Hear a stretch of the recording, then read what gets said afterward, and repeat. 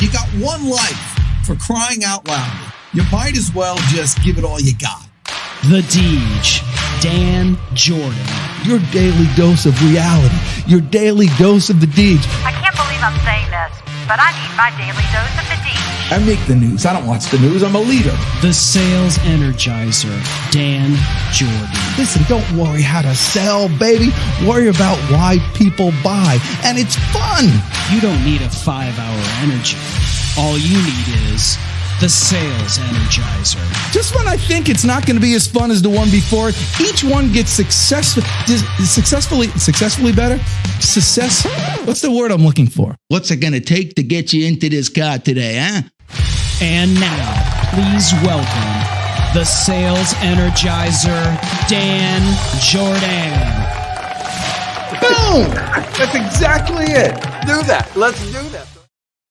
Woohoo! That's what I'm talking about. Chris Stone, baby. I missed you last week. We didn't do this. No week is complete without a Wednesday visit. That's how much I missed you, though. Yeah. Well, yeah. Well, you know what, Dan? There was people that missed us on other shows. They were asking me where you are. Like you're my brother. My well, father, you are my brother. You are my brother. That's how did it go? You've been traveling around. You've been speaking on stages. You've been doing all kinds of stuff. How's it going? You know, it's fun to get back out there. I didn't realize how much. You don't realize how much you miss something until you get back out there and start playing around. And I had a couple of really good examples. And I tell you what I was nervous about. I was nervous about blowing their heads off. Because people are so used to kind of sitting back. They're in their homes and they're hanging out. It's tough not to wear sweatpants and bunny slippers. And so it's, they're out there in an event and kind of waiting to be entertained, because that's like the mindset, and so they're not, when I say blow their minds, I mean, I'm big with audience participation, and I needed them to get involved. And thankfully, towards the end of the last event, I think I had 3, and the last one, somebody actually came up to me and said these words: "Thank you for your energy." Like this was like, a CEO type of group, but thank you for your energy. And so I think people are craving that stuff. Yeah. And so I'm excited for several reasons for today's guest. The first reason is he has only one syllable in his name. Because you were telling me before that I screw up everybody's name if they have more than one. If it gets past 4 syllables, boy, it's going to get butchered like you wouldn't believe on the show. And today's show, we've got our special guest backstage drinking up all of the orange juice and cookies that we have there for him. But before we bring Mr. Andy Paul on, who I'm excited to join the show with him, we're over on Amazon, where you can get all of Andy's books, as well as follow. Can't say subscribe anymore to a podcast. You can only say follow.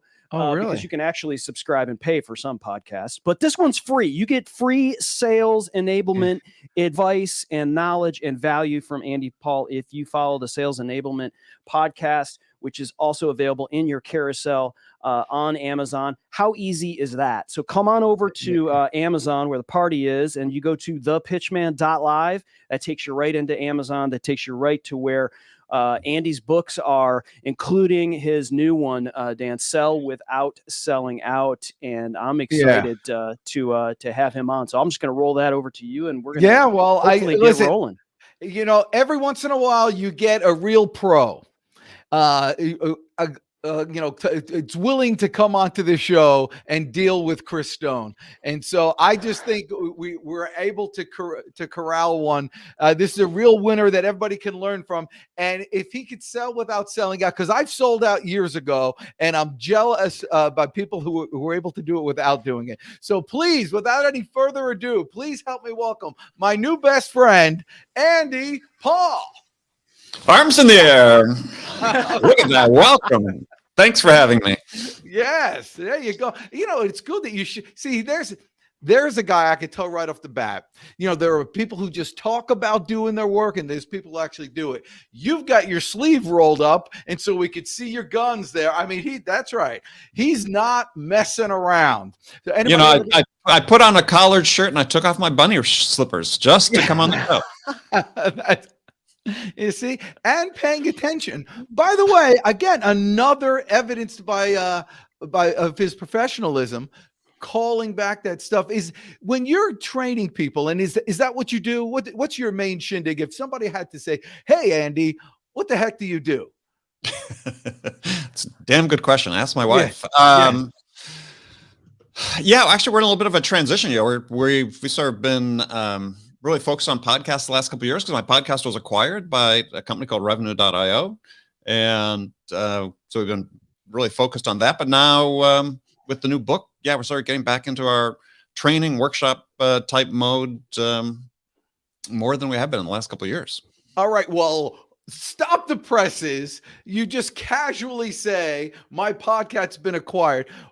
What does that mean to real people? Oh, there's Bonnie David causing trouble. Yeah, what it meant is this company made me an offer 2 years ago to purchase my podcast. So at that point, we had about roughly 800 episodes we had done. We're up to about 1,050 now, a little under. And for them, I think it was just they wanted to be associated with the thought leadership that we are generating, the content we're generating, as well as an archive of a large number of podcast episodes is very rich in terms of keywords. So certainly in terms of a search engine optimization, from a marketing perspective, helps a lot there, drive people to your site. Okay, so did they acquired your past episodes? I guess those are the assets, but did they also acquire the talent? Like, are you contractually working for them now? I did for 2 years. Now we're producing the podcast on a consulting basis for them. Oh, okay. And so who's the on-air talent now of this? If it's not just Andy Paul? Oh, it is still just Andy Paul. Okay, it's Andy Paul, and Andy Paul's doing that, and you're producing these episodes for them, driving people to their site. Well, this is important for. So who do you train now? Like, who's the people that you consult with now? It really ranges. It's from mid-sized companies to some Fortune 50 companies. So it's really people that sort of identify with the philosophy, that want to start making a transformation in their sales team from what I describe in the book as sort of the old legacy ways of selling to a more modern approach to sales that's really focused on the buyer and being the best version of yourself. Well, so what is the legacy? I'm really interested in this because, you and I, we have similar color hair. So we've seen a lot. My color's disappearing very quickly. Yes, that's right. Every time I get my hair cut, it's like, geez, that's gray. Yeah, I know. Leave that stuff on there. But, so we've seen a lot, but back when we were cutting our teeth, they had a legacy too. Like they were transforming into the new way of sales then. And so, was it really much different? That you were being taught? No, and that's sort of the reason. One of the reasons I wrote the book is it really hasn't changed substantially at all in the last 40 years, if you will. And so, which really seemed a shame, given we have all the technology at our disposal today. Is it seems like we could have done a better job, or should have done a better job to date, of sort of saying let's reset how we engage with our buyers to help them achieve what they're trying to achieve. Instead, we take this great technology and basically use it to amplify the bad behaviors that we were doing before. Well, give me an example. So where was your first sales job? My first sales job worked for a company called Burroughs. You may remember Burroughs. Burroughs at the time, second largest computer company in the world. They were legendary for producing salespeople. They had hired, just like all the tech companies today, they'd hire hundreds, if not thousands, of college new grads and put them through these sort of intensive training programs designed to sort of winnow out most of them and try to keep who was left, so, the pearls, if you will. And from an experiential standpoint, it was fabulous training ground. Yeah, out of my 3-piece suit, white shirt, red power tie. Oh yeah, Go driving to a local business park and getting out of my car and just making cold calls all day. Oh my gosh, that's great. And sweating in your 3-piece suit. Well, no, I was in California, so we didn't sweat as much. Not like if we were in Atlanta, yes, I definitely would have been sweating. But see, you think you don't learn something new on this show. So people in California don't sweat. Well, yeah, they do, but it wasn't. We weren't, dealing with 90% humidity days. So, and when it rained, we'd all fight over who got to go. We didn't have many tall buildings in town that day, but if there were a few in downtown, I was in the Oakland area, Oakland, California, the Oakland area, we'd rush to see who could go get to the skyscraper first on rainy days. Well, so so the technology has changed, and you mentioned that, and so now people are doing a lot more presenting over Zoom and over the internet and doing different ways. And now you sound really good. What kind of mic are you using? I'm using a Heil PR40. Heil PR40. And so now, do you suggest that the people that you're training, the people that they have that type of, like, what's like the quick technology things that salespeople in your mind can use to up their game? Yeah, I mean, good mics is a perfect example of that. So the sound quality. I mean, you think about it. We're producing a podcast or a live stream today. Audio quality is important. This is why people pay attention. So from the beginning, when we started the podcast, we said, we're going to focus on quality because we know if the quality is bad, if you got a bad connection, or if it's scratchy audio, who's going to put up with that for 30 minutes or 40 minutes? They'll turn it off. So true. So similarly with your prospects, when you're dealing with your prospects, they're not going to put up with that. So invest a little bit. I mean, for less than $100, you can buy a decent mic. I mean, you don't have to do a Heil PR40, but we're doing this. We're paid to do this. So we upgrade a little bit. Well, that's right. I'm using a Samsung Q2U, but the deal is it's like 65 or $70 or something like that, and it sounds good. Someday when I'm awfully, I mean, you sound like perfect. I love it. do you have a CD? Don't get him started, Andy. Don't get him started. Weddings and bar mitzvahs is a specialty, But to your point, though, it doesn't cost an arm and a leg to upgrade the technology a little bit. Get a, which unfortunately I'm not using today, but I do have a high def camera here as well. Yeah, used for presentations and so on. That just don't cost that much. So if it can help, one of the things I think is so important is to be intentional about creating good first impressions, and paying attention to detail is one of those ways to do that. So give us some other for our listeners here who watch. Everybody needs tips, little tips that they'll forget in about 35 seconds. But if you had to give a couple of really good ones to create good first impressions, what would you say? Preparation is one, right? Ooh. I even yesterday I got somebody that reached out to me on LinkedIn, direct messaged me and said, have you ever thought about starting a podcast? Oh, that's awesome. Now, my LinkedIn profile says a lot about my podcast. We're only produced 1,030, 1,040 episodes. So maybe you might have missed that somewhere along the line. But you're on the platform itself. You could just spend just a second, literally a second, to look at my profile and before you message me. So this is not the first time that's happened. It's funny. I was laughing yesterday when it happened because I just been on a podcast a couple of days ago talking about a story of somebody else who had done that to me, thinking that you're an ideal candidate to start a podcast. And it's like, right. Yeah. Okay. So that's probably automation. That's probably an automation. This one looked like they'd done it themselves. I mean, there are automation, but it's like, okay, but why would in that instance though? Why? I mean, I'm a big fan of automating certain things, but why? I think an outreach like that on a platform like LinkedIn, you're just leaving so much to chance. Why would you do that? Well, Yeah, and the other thing in terms of preparation, and if a podcaster, and if you're doing an interview, or if you're doing a cold call, or if you're like learn how to pronounce someone's name. Obviously, your name, Andy Paul, very easy to read, and nobody's going to mispronounce that. Dan's name, a little bit tougher. But do a little research, maybe watch a YouTube video where someone's being introduced, or they introduce themselves or whatever. And then this is how their name is pronounced. And so when you don't address them and completely butcher their name, like Dan usually does, if it's more than 4 syllables. Yes.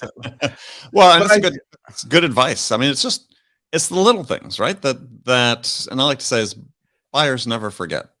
So in this first meeting, and there's science that has been done and conducted into this idea of how people form perceptions of other people. And what's known is that we form perceptions of other people in about 250 milliseconds. So the time it takes to blink an eye is we're forming a perception of somebody. And what the science has found is that once these perceptions are formed, very hard to change them. Even when you're given evidence that directly contradicts your perception, people still hang on to it. And so, for instance, just a perfect example is a neighbor, a pocket full tale. A neighbor gets arrested, right? And they get perp walked out of their house. 2 days later, mistaken identity. It wasn't that person at all. What do people think about the neighbor? Right. Criminal. Yeah. Years ago, I was young. My grandmother was dying. This is a good death story that people like. Okay. But my grandmother was dying, and she was in the Throws hospice and that whole time, and so the family was all around. It was and all that stuff, and for whatever reason, I was in charge at the very end, and then the hospice nurse came in, and after all this stuff, and she told me, okay, now you leave now, and when the people came in, the coroners or whatever, and how they almost theatrically put the blanket over somebody's face, and she said to me, that is the last that if you see that's all you will remember. And so she got me out of the room so I didn't see them cover her face. And so it's like those, when something happens, when you meet somebody and emotion is involved in it, you're right, it gets drilled into your psyche, and that's all you remember. You can't go past it. So, just be careful and intentional. This is really the watchword for salespeople: is be intentional about everything you do, right? Just don't do something out of habit. Do it because there's a reason behind it. Excellent. Okay, so now you've intentionally written a book. I think I read statistics that 94% of every. Well, first of all, everybody say 94% of all statistics are made up, including that one. But 94% of everybody wants to write a book, but only about 7% of the people do write a book. So you intentionally went out and actually wrote one. My third book, yes. Yeah, and they're not ghost written. No, they're not. They're the product of lots of effort and thought and creativity, if you will. Yes. And so here's the question I have in writing books. Sure. As many people have, because people, want to do that. How do you how do you maintain the focus when you're halfway through? Because many people don't write at all, but most people quit halfway, because it takes a year, and all of a sudden it's changed, and you're like, oh heck, I got to rewrite that and all that. Yeah, well, no, that's sort of an accurate depiction. I mean, I started the book prior to the pandemic, and then it sort of sat on the shelf for about 9 months during the first 9 months of the pandemic, while we were dealing with all the crap that was going on, and then I got back to it. And sometimes a break is good, but for me, actually, I tend to write in spurts. So it's when I have time in my schedule, I'll try to block out extended periods of time, a week, 2 weeks, 3 weeks sometimes. And I can actually, like my second book, I think I wrote about a third of it in a week, just concentrated effort. This book did a big chunk of it in sort of a 3-week stretch about a year ago. So it's really, for me, I sort of have to clear the decks and really focus on it. Did pre and post virus situation change perspective? A little bit, yeah. Is it a different book afterwards? In what way? I think it became more pointed and direct, and because I think that the pandemic was a missed opportunity for the sales world. I think there was an opportunity there, given how completely disrupted business was and the way we conducted business, that we had an opportunity to sort of reset how we engage with our buyers to help them make their decisions. And that didn't happen. Instead, we're back to doing the same old things, if not more of the same old things that are just marginally effective. Well, So, give me an example. What types of things are you saying that people are doing now? well, it's the same, right? That didn't change. I think there's an opportunity to say, look, instead of being so sales centric in the way we approach our buyers, we could become more buyer centric. We could have said, look, this is the situation's changed. How do we rethink how we go about that? For example, let's just say, look at the way sales managers manage a sales process. They lay it out in their CRM system. It's this linear, staged-based process. We got, first meeting. We've got discovery. And then for these stages, we define exit criteria, right? As if discovery only happens in this one small part of the sales process. If you're selling anything with any sort of complexity, you're going to be doing discovery every single time you interact with the buyer. Because if you're in a competitive situation, and let's say the buyer's talking to 4 other vendors in addition to yourself, what's happening? They're getting smarter. They're getting educated about not only better understanding what the problem or the challenges they face, but also being better educated about the potential solutions and the outcomes they can achieve. So if you've said, oh gosh, I'm going in early, I'm going to ask my questions, and then I'm done. I've exited that stage. Now it's full speed ahead to a close. You're going to miss the boat because the buyer is evolving. Oh, that's brilliant. And if you're not staying in touch with the buyer as they change, then I said, it's like my favorite expression is you're fighting for second place, which doesn't get you anything in sales. That's very... And there's no software that we know of, at least not yet, that allows you to do that, right? That takes human.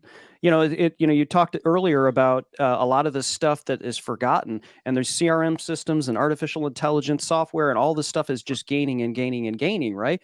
But Where are the soft skills, right? That people are forgetting. There's a human that needs to be involved in a lot of this. Yeah, well, there's many people in the sales world that would just soon get rid of humans or substitute the judgment of the machines for the human, and that's not going to happen anytime soon.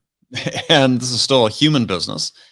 And the way you differentiate yourself is as you, the seller, right? As if you're buying a specific type of marketing automation software. Yes. Hey, they all look alike. They all basically do the same things, right? How do you distinguish? As a buyer, how do you distinguish? Because if one has a feature, and that others don't, within 30 days, they'll have the feature, right? So, exactly right. So what's the differentiation? Well, the differentiation is you, the seller. It's how the buyer experiences you that is the difference. And so, if you're still going out and thinking, gosh, my job as a salesperson is to, treat the buyer as a target as opposed to a person, right? Is to go out with this persuasion-based, pushy, stereotypical sales approach that overwhelming majority of salespeople still practice, then the buyer's experience with you is not going to be very good if they're comparing it to someone else that's going out and saying, look, my job is not to persuade the buyer to buy my product. My job is to go out to listen to the buyer, to understand what's most important to them in terms of the challenges they face and the outcomes they're trying to achieve, and then help them get that. That's completely different MO, and the way the buyer experiences that is completely different. So if you're the latter approach, taking the more buyer-centric approach, and you're in a competitive environment, you become the differentiation. And when the products are basically the same, this is what the buyer makes their decision on. I mean, Challenger, Forrester, other people have done research about this. The predominant factor buyers take into account in making the purchase decision in the B2B world is their experience with the seller. That is the most reassuring thing ever. That is real money right there. Zig Ziglar used to say that. He used to say the most important part of the sale is the salesperson. That was his thing. So it was to go there. I use one of Zig's comments in the book, which is I paraphrase, and it's if you help enough other people get what's important to them in life, you'll get everything that's important to you in life. I mean, it's start from that position of service. We're as salespeople, we are providing a professional service, just like lawyers and CPAs or anything else. Yes, and it can overcome a lot. A good sales presentation where you're questioning before you give solutions, it can overcome a lot. Quick example, I had somebody, we were meeting with a financial planner, my wife and I, with a guy who did a great job. It was a 2-meeting thing, asking a lot of questions and filling out stuff, giving us all this stuff. And so we're like, okay, well, we finished, we're going to get back with them another, we scheduled a date and all that stuff. But in between then, the next day I saw a friend of mine and I said, oh yeah, I saw this financial planner. And the guy said, oh, you got to go use Gary Martin. And I said, what's going on with Gary? Oh yeah, he's a friend of ours. Yeah, you got to use Gary Martin. He's good with all this stuff. And so you can very quickly, and he's a friend and he's telling me, oh, there's another friend you got to go use. You can lose a sale. I mean, just like that, because something arrived. If my relationship with the first guy wasn't strong enough, if he didn't schedule another appointment and do those, that we have an actual day to meet again, he could have easily lost it just like that. Well, yeah, and I address that directly in the book. Is I have a whole chapter on this. Is what's the first question you have to answer for the buyer, and you have to answer it successfully. And that answer is, or the question is that you have to answer is, why you? Right? Not why your company, why your product. And I tell a story in the book where very early in my career, I was calling on the CEO of a home builder. Yeah, I was selling to the construction industry as one of my specialties. And it's one of those calls when you're sort of young and don't really know what you're doing that you make because you're supposed to, but you're hoping the person isn't there to talk to you. And, and so, but lo and behold, the receptionist, to my surprise, says, yes, he'll love to talk to you. It's like, oh shit. And I go in, this guy's CEO of this, good sized home building company, and brings me into his office, and he's an older gentleman, and his desk was this huge desk that completely clean and spotless as they were in those days, because this was our pre-PCs and so on. And I sort of, jump into my pitch, and he, a few seconds, stops, holds down, stops, opens his desk drawer, pulls out a stack of business cards about 2 inches high, bound by rubber band, takes the rubber band off and fans them out like a deck of playing cards. And he says, these are all the computer salespeople that have come to see me in the last year. And I haven't purchased anything from any of them. So, Mr. Paul, tell me, why should I buy from you? And it just sort of struck me at that time. It's like, oh, he's not asking why he should buy from my company. He's asking, why should he buy from me? And the sad truth is, that time I had no freaking idea. But actually, this guy sort of mentored me a little bit over the next year. He and another customer of mine that I was working on, prospect I was working on at the time, taught me a lot about how to sell to companies and how to make the case, how to develop the level of credibility and trust you need to become this trusted advisor, to enable the buyer to feel comfortable sort of, opening the door to your influence. Yeah. And so this question, why you, and you see it, like your financial advisor, why should I trust you? Why should I invest my time in you? Why should I invest my money with you? All these questions I list in the book, that the first word is always why, and the last word is always you. And you take everything out in the middle. And this is a question people ask us about us in various dimensions, multiple times, probably every day. Why you? And so the answer comes from how people, it's not an answer you can verbalize. Well, I'm the best salesperson in the world. No, it's that you answer it by the way people experience you, right? It is the attention to detail. It is the first impressions you make. It is being interested in them as opposed to being interested in yourself first. And you can sort of go down a laundry list of items that enable you to answer that to the satisfaction of the buyer, for them to say, okay, I'm going to continue to invest my time and attention in this person because, I think it could be worthwhile. Well, I think that is really a great takeaway, and it works on the other side too. I had a situation where I was, this is when I was a stockbroker years ago, after leaving several businesses that I owned, and I became a stockbroker, and I was working with this guy, and best, friends, we got along. It was going great. Finally, I asked him, why not me? Because it was just evident he wasn't gonna ever pull the trigger. He was a nice guy. He wanted to be friends. I go, why not me? And he was gracious enough to tell me. He was one of those older people who wanted to take me under his wing. When you ask for advice, they'll give you. And he said, because you've been in business before for yourself, and I know you're going to be in business for yourself again. And if I do business with you now, I know you're going to leave. Interesting. Yeah. And he was right. And I looked at him. I said, you're probably right. But he was gracious enough to tell me why not. And it changed my whole perspective. And I think people need to know that customers will tell you if you ask them. If you stop and if things are going wrong and, it's not working, listen, and you just take it away and just say, listen, I totally understand. We're not going to do business together. I got it. For my own edification, if you please let me know why, just so I could improve myself. And by the 30% of the time, and then be ready to hear it, right? Yeah. Be ready to hear it and be open to using that to get better, right? Yeah. Well, this expression I like is, it's finding the facts is easy. Facing the facts is hard.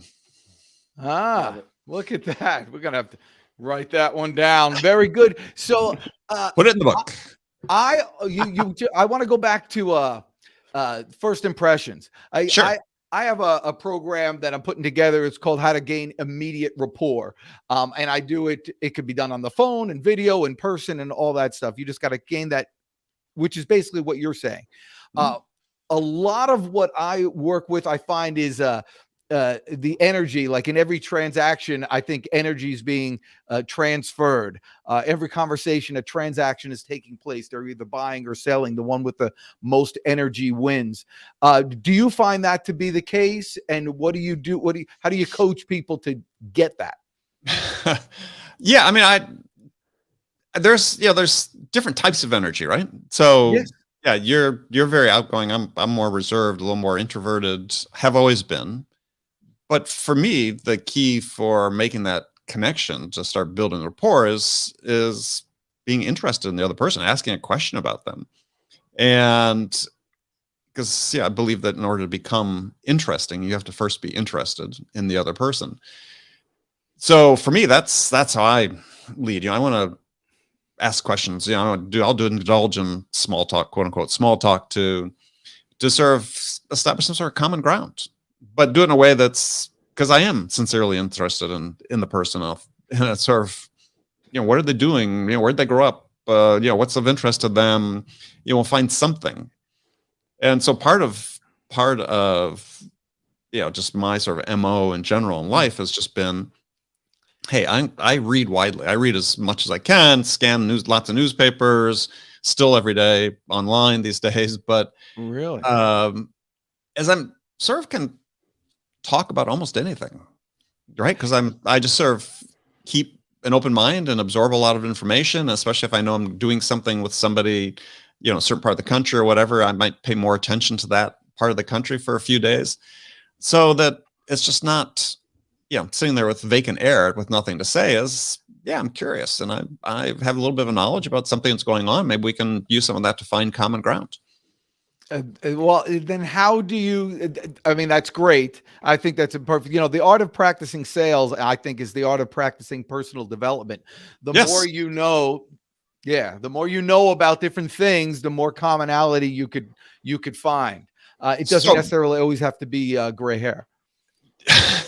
No, or silver in my case. But so in the book I have a little drill that people can use. They can practice in social settings to help them get better at this idea of connecting and engaging and demonstrating interest in other people. And I call it the Ask 5 rule, which is if you meet somebody, be able to get to the point where you can ask 5 questions about them before you have to say anything about yourself. Oh, okay. Well, how do you do that? Okay, let's role play. Here we are. We're meeting. We're in I guess a networking session or something like that. Or actually, no, it's not a networking. It's like a supermarket, and we're next to each other. And I said hi, and you said hi, and we're both dressed like business people, and so you want to engage in conversation. Yeah. See, I'm an introvert. I'm not sure I would, but Oh, really? Okay. Well, I would have.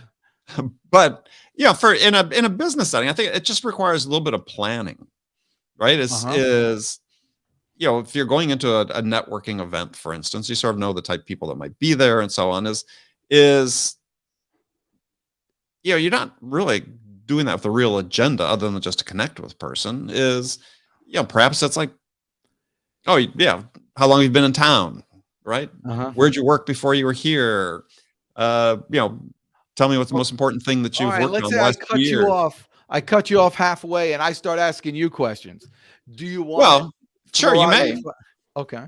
Yeah, I mean, it's just that's the goals, right? See if you can do 5 before. Okay. And so, it's a little artificial here, but learn to do it a little more organically.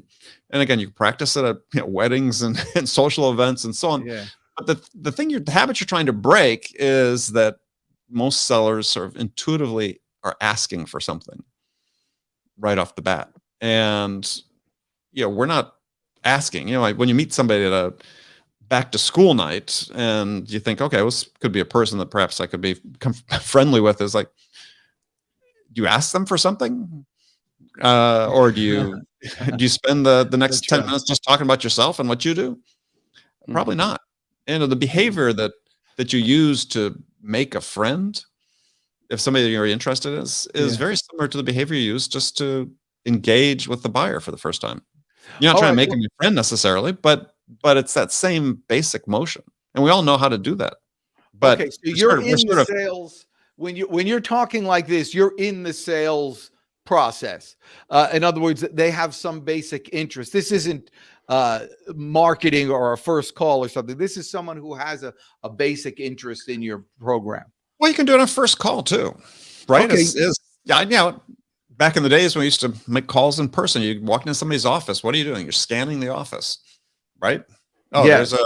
there's a Atlanta Falcons pennant on the wall, and there's a Atlanta FC soccer ball in the corner. And so back in the day, they used to tell us about the fish. Never talk about the fish on the wall because the talking bass. Yeah, that's right. But yeah, I mean, you're looking for clues. So now we have lots of ways to get clues. We don't have to be there in the office. We can, we can stalk people on social media nicely, on LinkedIn profiles, and look at their Instagram and look at their Facebook or their TikTok, depending on the generation they're in. And so, we get all sorts of clues. And if we just spend a little bit of time, as I mentioned before, unlike the person who approached me about starting a podcast, we'll pick up something. And so, maybe you don't get 5 questions, but the thing is, you're demonstrating an interest in the other person.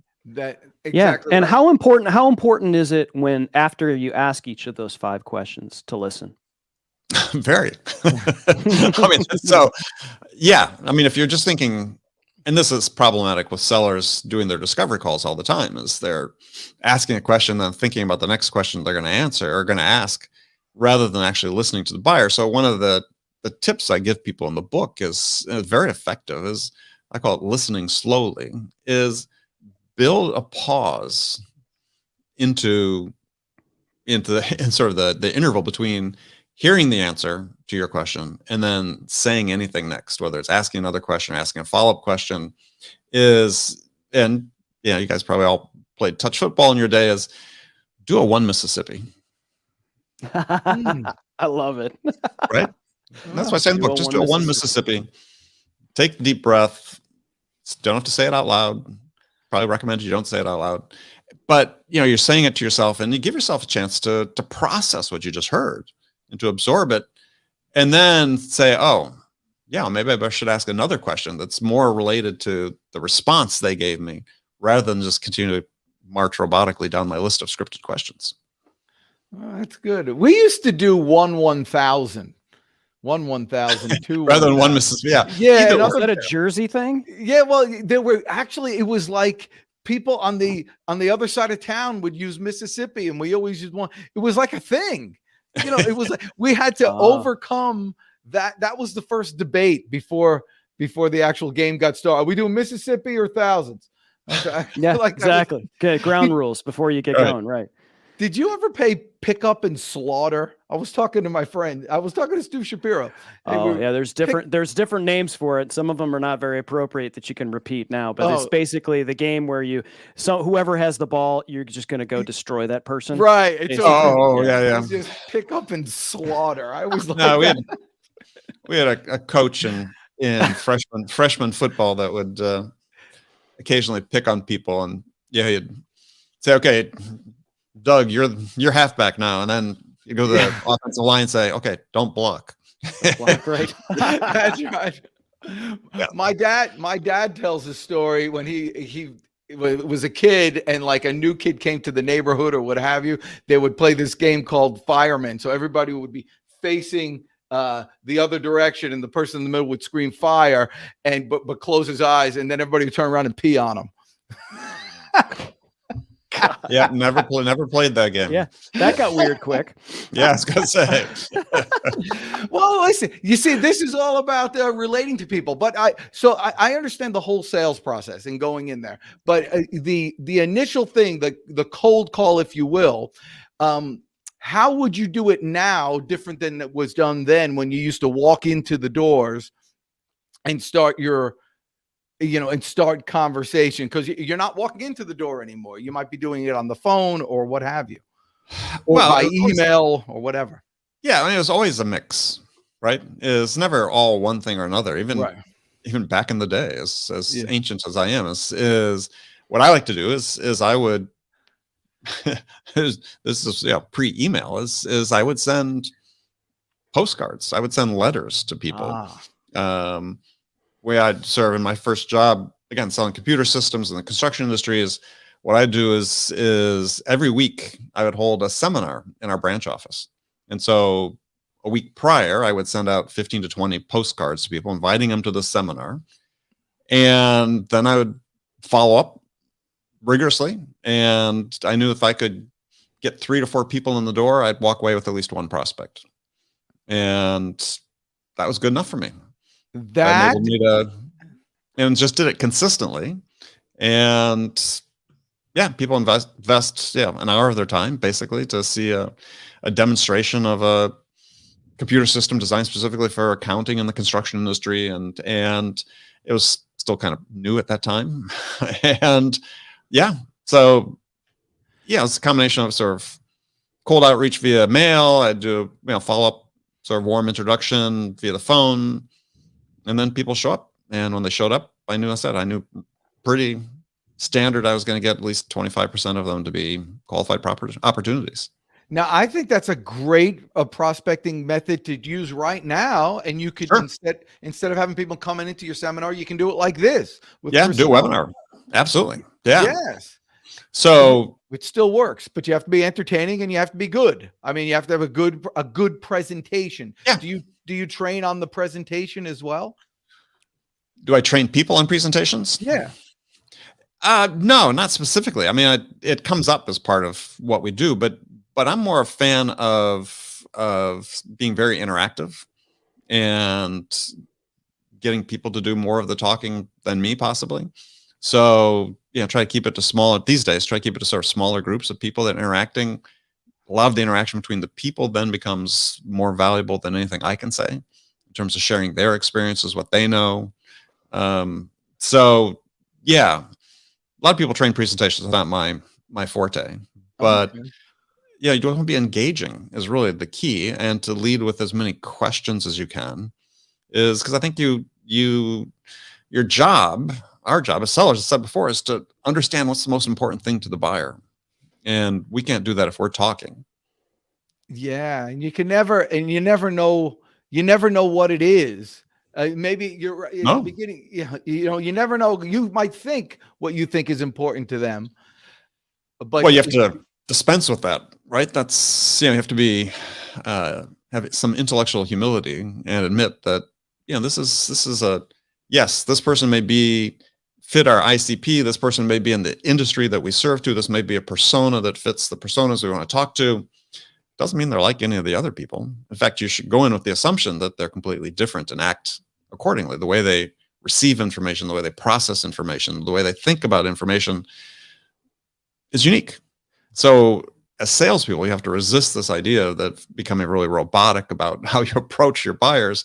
Instead say, this person has unique needs and requirements.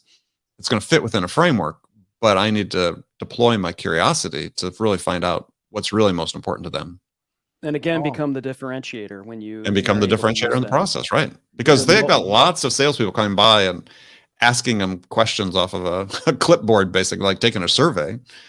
That was actually old school. That's what they would tell you to do, to come in there with a clipboard and you were supposed to say, would it be okay if I took notes? Of course, everybody, because they think but you're just checking off little boxes. Yeah. That's right. That's old school stuff. Well, so how has your health been with this whole issue? You seem to be a very healthy guy. Thank you for asking. I am. I mean,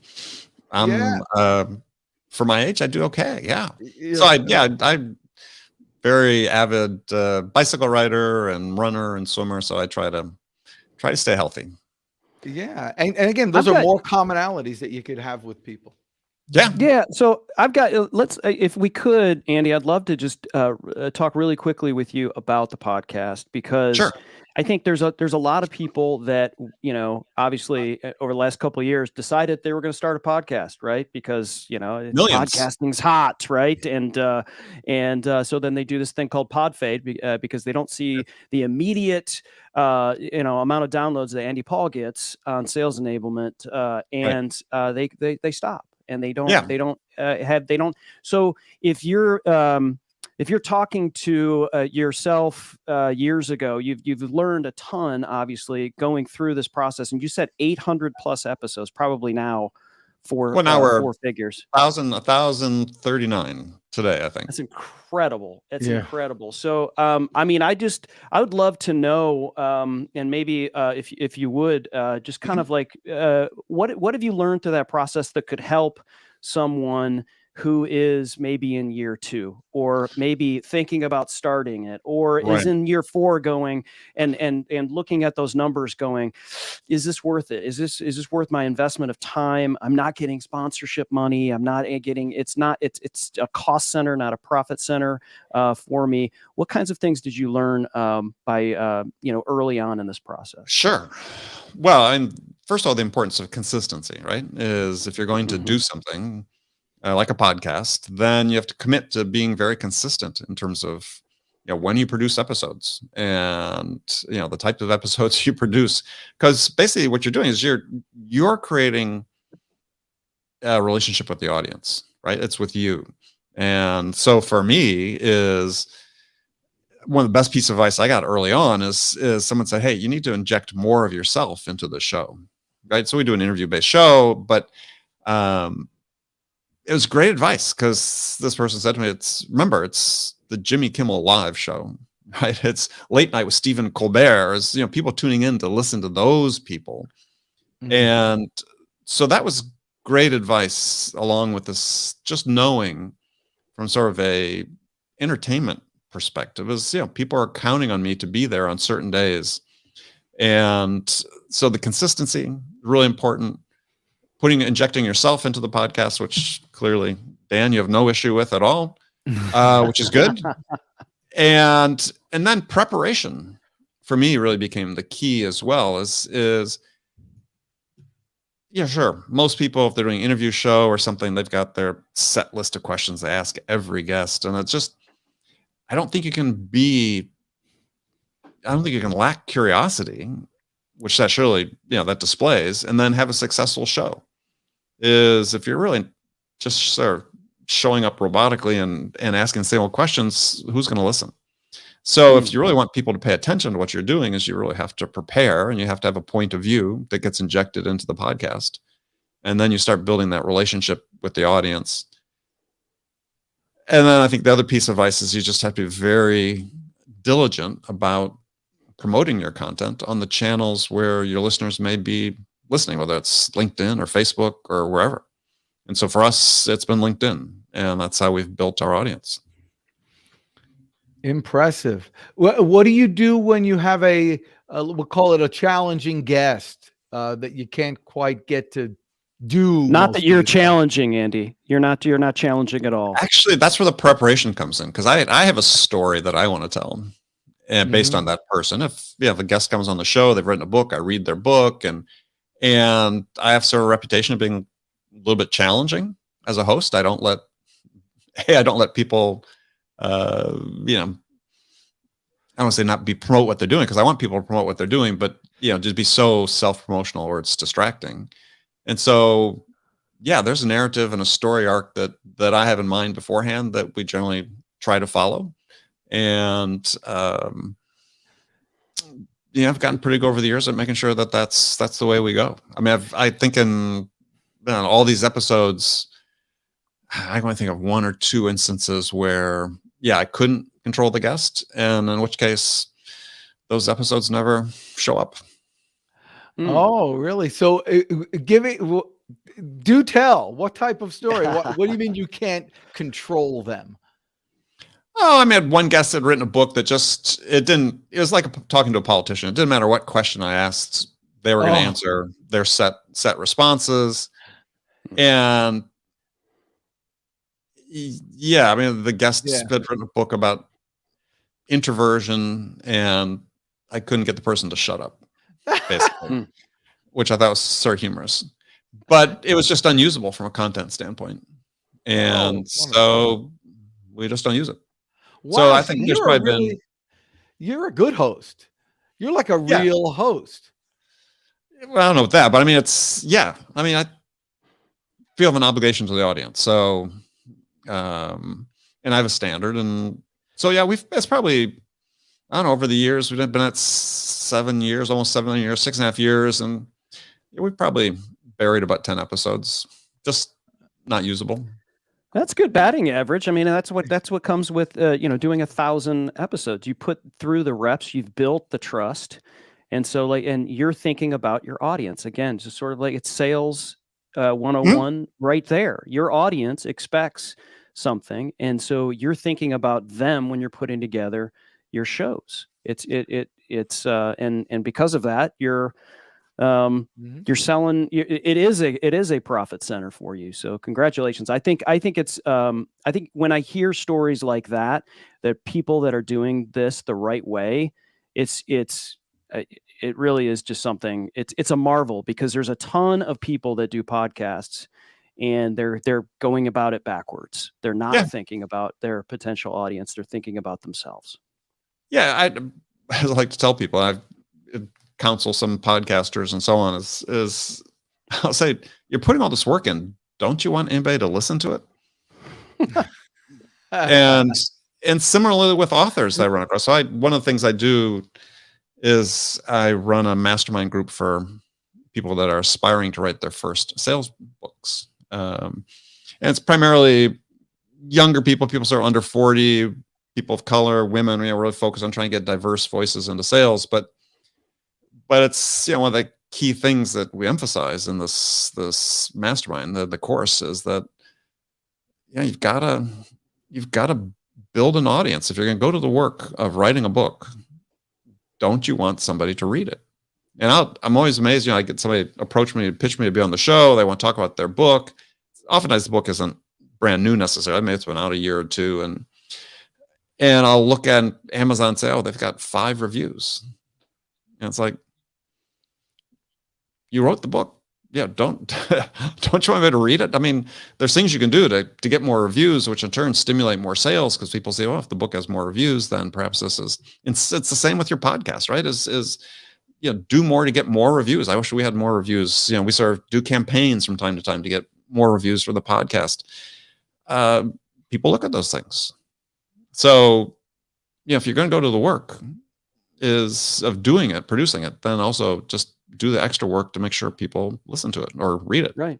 if nothing else, for that social proof, right? So that if, okay, well, how is this book any good? Let me look at the reviews. Is this podcast any good? Let me look at some reviews. How many stars they have? Like, there's a drive-by factor of how people sort of judge with social proof how something is of value.